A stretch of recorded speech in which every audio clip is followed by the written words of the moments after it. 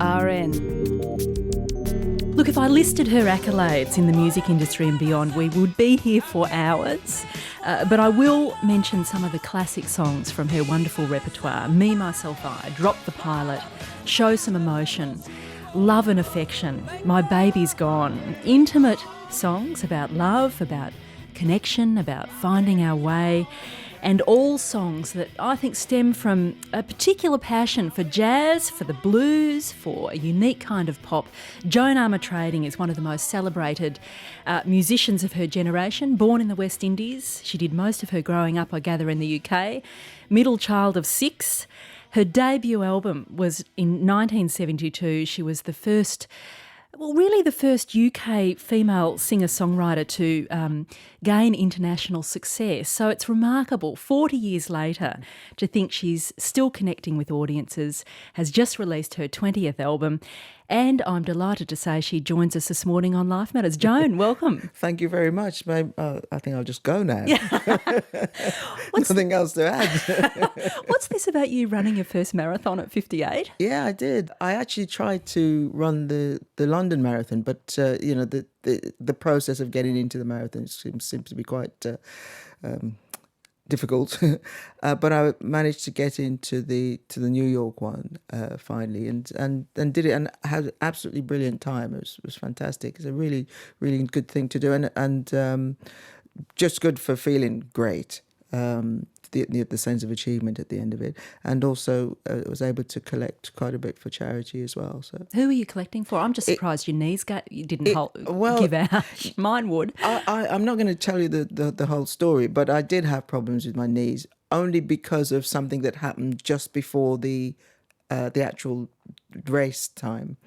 Up until then, I was fine. The charity was for Women of the Year. I used to be president of Women of the Year, and it was for that. Incredible, though, taking on a marathon in your late 50s. Yeah. What an accomplishment.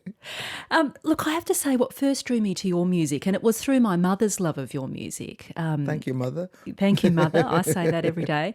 I was a child, and here you were, a woman just owning her guitar, just physically embracing this instrument. And that just so excited me because so few women were doing that with guitars. Tell us about that relationship that you've had with your guitar or guitars. Yeah, I started playing and writing probably when I was about 14. My mother bought a piano, put it in the front room. She thought it was a good piece of furniture. And literally as soon as the piano arrived, I started to write songs.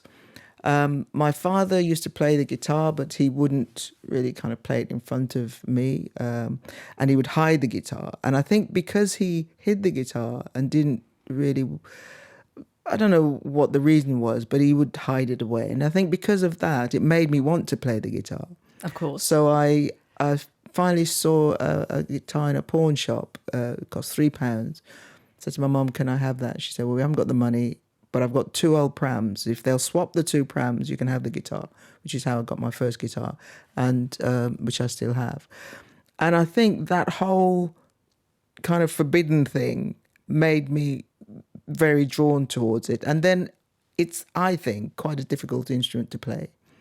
And so I really wanted to try and conquer it. I don't know if I've conquered it. I appreciate that I'm pretty good at it, but it's the kind of thing that you seem to constantly be learning. I mean, every time I pick the guitar up, there seems to be something new to discover on it. It's never like, okay, I know how to play it and that's it. It never seems to be that. It just evolves all the time. And, friends I know who love and play the guitar and have for many years kind of describe the guitar as a friend, a companion. Yes. Well, for me, it definitely is. It's a friend, and it's I write a lot on the guitar. I write on the piano as well, but I write a lot on the guitar. I seem to kind of tend to pick that up probably the most. And I think what happens with the guitar is because you hold it. The piano is a kind of an arm's length thing, but the guitar you clutch, you kind of embrace, and I think that's what makes it seem so kind of personal and friendly and It is. You're literally hugging this you wonderful literally, instrument. yes, yeah. And it's been interesting to see that you've been hosting a series of shows on effectively our sister station on the BBC, Radio 4, Yeah. interviewing classic guitarists, iconic guitarists, and many of them self-taught, amongst them Bonnie Raitt, who's in fact touring in Australia. In actual fact, that's one of the things that I asked all of them were you self-taught? And most of them are not self-taught. Most of them had somebody at some point showing them how to do things. I never seemed to get that. I would ask people, but nobody wanted to show me. So I just had to discover everything for myself. I have no idea what that was about. But at some point they all seem to have had somebody showing them how to do things or being schooled properly and stuff. I mean, Bonnie had all the old blues guys show her how to do the slide and play blues. So, I never had that. You and Bonnie Raitt are both performing at the Byron Blade Blues Festival this Easter. Yeah. I wonder if you have a sense of solidarity with Bonnie, who is also a fantastic woman guitarist, technically. Yeah, Bonnie's really good, and I've known Bonnie for a long time, and she's a really good artist as well. So she's a great guitar player, and I think we both feel the same way that here's. She can play well. She feels I can play well. So it's kind of reciprocated. This new album is jazz-inspired. When did that relationship begin with you, with jazz and with blues particularly? Were there particular artists or was it more... just describe that relationship as it formed in your life. Music for me is just music. So I'm an eclectic writer. I write blues, rock, jazz, pop, country, folk, reggae. I write whatever's there because I just like music. So I'm not kind of discriminating at all. And through all my albums, you'll hear all those different things. If you look to Show Some Emotion, that's 1977. Talking to the Wall, Crazy. They're all jazz songs. And Tall in the Saddle is blues. Heading Back to New York City is very rock. So there's all these different things that I've been writing all the time. The difference, just recently, in 2007, I decided to do a trilogy. And the trilogy was blues, rock, jazz. So in 2007, I did Into the Blues. To my surprise, maybe the first UK female artist to debut at #1 in the Billboard's blues charts. Fantastic stuff. And also to get a Grammy nomination for that. I was really, really surprised because I thought somebody else... In fact, I didn't even think of it. It didn't even come into my head. Still connecting with audiences, that's what it says, doesn't it? Yeah. Looking at David Bowie too. Yeah, this month, that's #1 in the UK. So brilliant. both of you, of the same generation, still feeling that connection. Do you feel that connection with new audiences? To stay with that album Into the Blues, a lot of young people seem to really like that CD. I don't know what the thing that pulled them to it, but they really did. Then 2010 I did This Charming Life, which was rock, and now 2013 in your case, but it came out in 2012 in the UK, is the jazz. So that's the trilogy. And I just wanted to do something that's kind of force myself to stay within a genre, because I'm so used to writing one song and then it's a pop song, then the next song immediately following that is a rock song, and then the one following that is a jazz. So I wanted to just force myself to stay within these genres. A certain discipline. Yeah. But I'm wondering whether you're being a bit greedy, Joan, because you are playing every instrument on each of those albums, except I think for the drums. The drums, yeah. I can actually play drums a bit, but I'm not good enough to play on my records. Why did you want to hog the show? No, I've always played on my own demos. It's not a new thing. It's just a question of when would I actually play on a CD, and I did that for the first time in 2003 on a record called Lovers Speak, and then 2007 I, as I said, did the trilogy. So it's because I've always, right from the very start of writing, I've always written and arranged my songs, and because I can hear all these arrangements, I want to play the things that I'm hearing. So that's why I play the things because I want to hear the stuff that's in my head. I want to hear it out loud. So. Well, let's come to some of those songs because they've always been intimate. They've been focused on friendship, on finding love, on keeping it, on losing it. You're really appealing to that capacity in our natures. And, you know, the lyric in one of the latest songs is love is the answer, love is what heals. Have you ever been interested in being overtly political or with your songs, or is this where it's all at, where we can be most effective in some sense? I think so. I can't remember who the artist was, but it was a heavy metal thing, and in their very kind of goth voice was singing "Baby, I Love You." You know, I mean the whole kind of and the all of that, but it was talking about love. And we do that because we're here as people to communicate. You know, we talk about coming to Sydney, for instance. Sydney is absolutely wonderful place. It's beautiful. The scenery is fantastic. You go and sit on the river thing there, and you see the bridge, which I have walked on. You see the bridge, and you see the Sydney Opera House and the river, and it's all wonderful. But it's really about people. Everywhere can be wonderful, but when you're talking to somebody, or if you have a friend in the city, or if you just meet somebody in the city, or if you connect with people, that's when it really seriously comes to life. And so that's why we all, not just me, but most songwriters talk about love and communication. You I more certainly than most, do. I think. I certainly do. I talk about love and communication and how people relate to each other. And one-on-one, it's that one-on-one Yes. relationship that you're interrogating in a sense and celebrating. Yeah.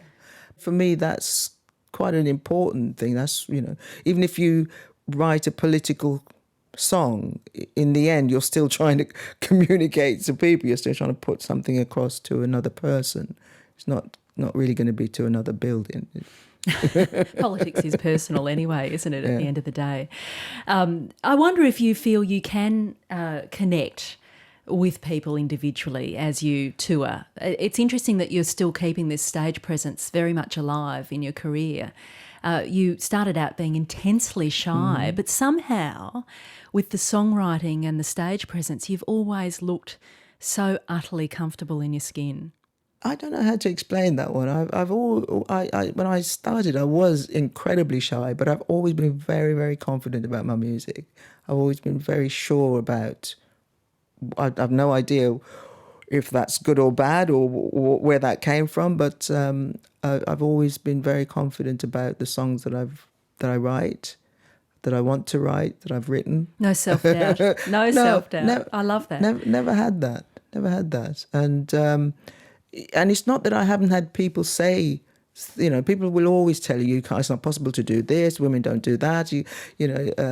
If I mentioned earlier about asking people about how do you do that on the guitar, and you'd get an answer back, well, you know, some people just stay at a certain level and they never progress, so it's no good showing you because, you know, but just try and do it yourself. It's great to have people tell you things are really good, but that shouldn't be your first port of call. Your first port of call shouldn't be getting validation from somebody else. Your first port of call should be yourself. How do you feel about what you're doing? What did people say that you shouldn't do because you were a woman? For instance, if you look at a mixing desk, a mixing desk has, say, if you look at a big mixing desk, it's got 24 channels. If you look at that, it's quite intimidating initially. You think, oh my goodness, what is that about? If you said to somebody, how do you go about that? They say, oh, it's a bit complicated, you know, I have to explain this and this and this before I can do this. So in order to get to 10, you've got to start at 1, and I can't explain 1 unless you know 10. So that in essence, they're saying it's not possible. You just have to overcome that and just say, well, surely if you learn 1, that's a start. They make all sorts of assumptions Yes. that this is not a woman's game in a Yes. sense. And I think I've only ever worked with 2 women. Well, I think one was a tape op and one was an engineer in all this time.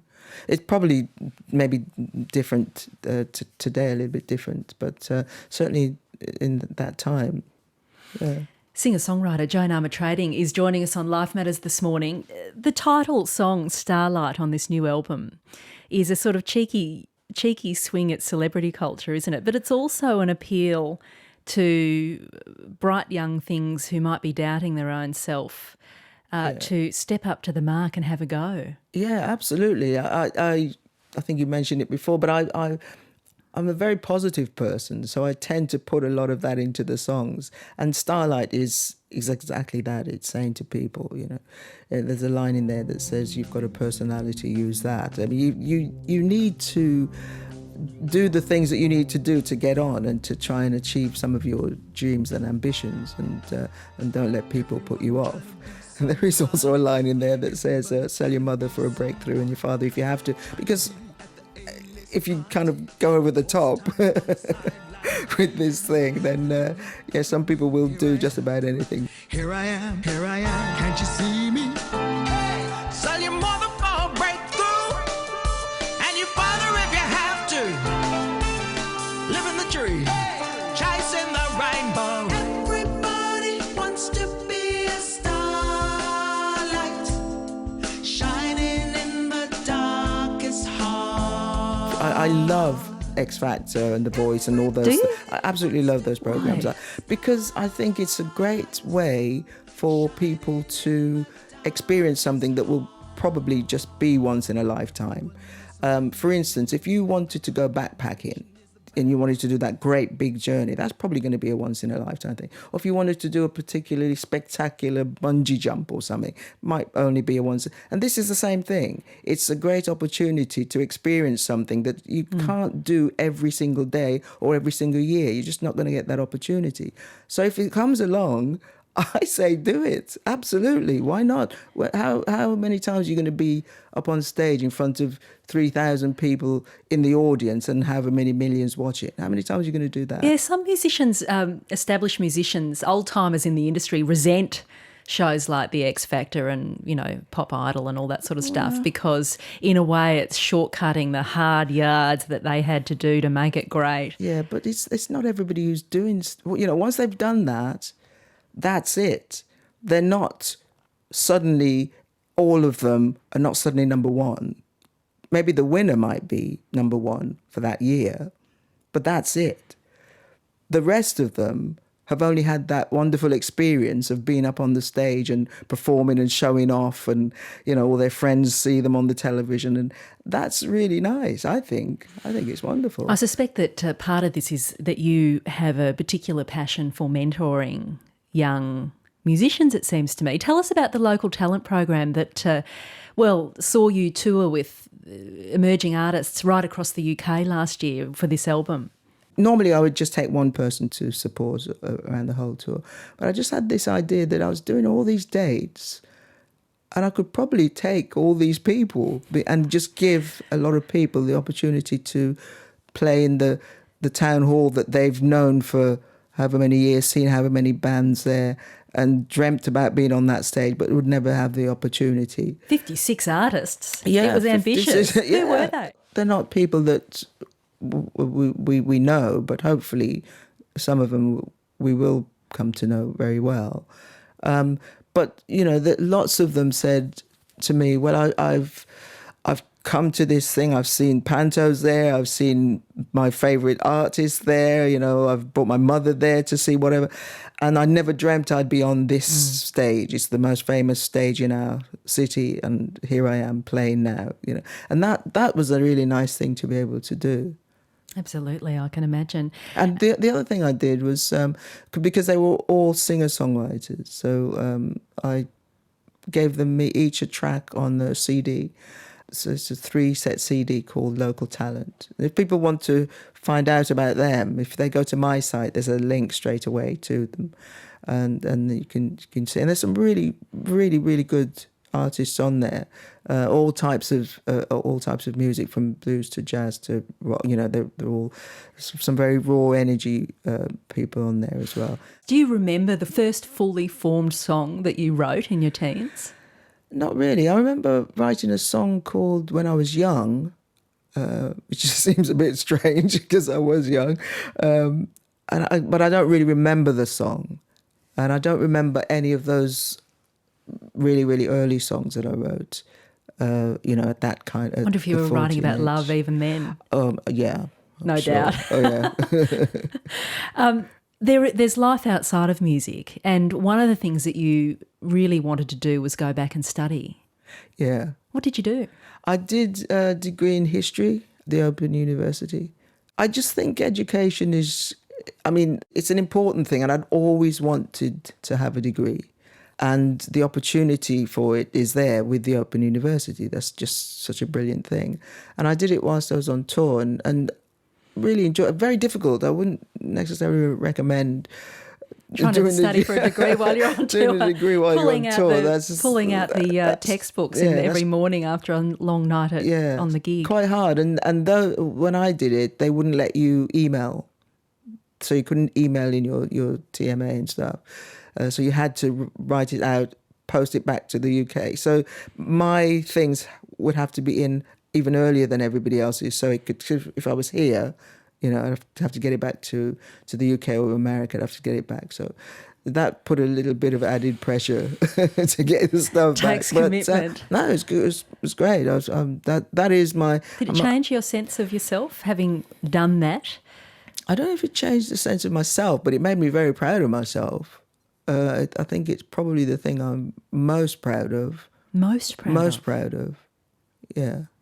Certainly part of your charitable work has been focused on young women and education in parts of the world, hasn't it? There's an organisation called CAMFRED, which I think is just brilliant. And the lady who founded CAMFRED, Anne Cotton, I think she went out to Africa, and the particular village that she was in, she noticed that the education wasn't a place that it could be.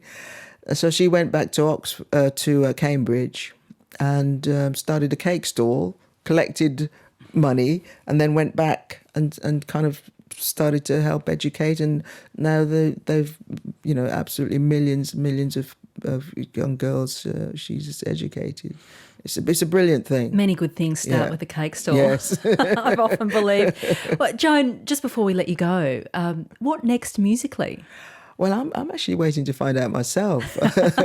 I've got a few ideas, but I'm not 100% sure which one I'll do. So I'm just as interested as everybody else. Are you writing? No, I don't write when I'm on tour. Too many other things going on. And what is it about touring? What keeps pulling you back to that stage? It's the people. I love playing. Absolutely love playing. So when I'm on stage with the band and we're all kind of at the right place and we kind of lock in, you can't beat that feeling. And then when the audience are joining in with that, it's a very special feeling. We did the concert in Sydney last night, and the audience they were great. It was just really, really good, and a happy atmosphere to be there and playing. Do you still feel connected to those old songs? Yeah. Me, myself, I. Absolutely. I mean, they're songs I've written, and they're songs that, like Love and Affection, I've played at every single concert that I've ever done. And it's the song that got me known all over the world. So I think I'd be quite an idiot not to be very kind of in love with that song myself and not to play it every night. I mean, why would I not? I mean, that's what people know me for. That Drop the Pilot, Me, Myself, I, all those songs. So why would I not? But certainly Love and Affection, every single night, that will be played. The others, they get kind of moved around, and sometimes I won't play them on a tour or whatever, but Love and Affection, constantly. Yeah. It's like your anthem. Yeah. Joan Armatrading, thanks for joining us on Life Matters. My pleasure. Appreciate it. Thank you. RN, your world unfolding.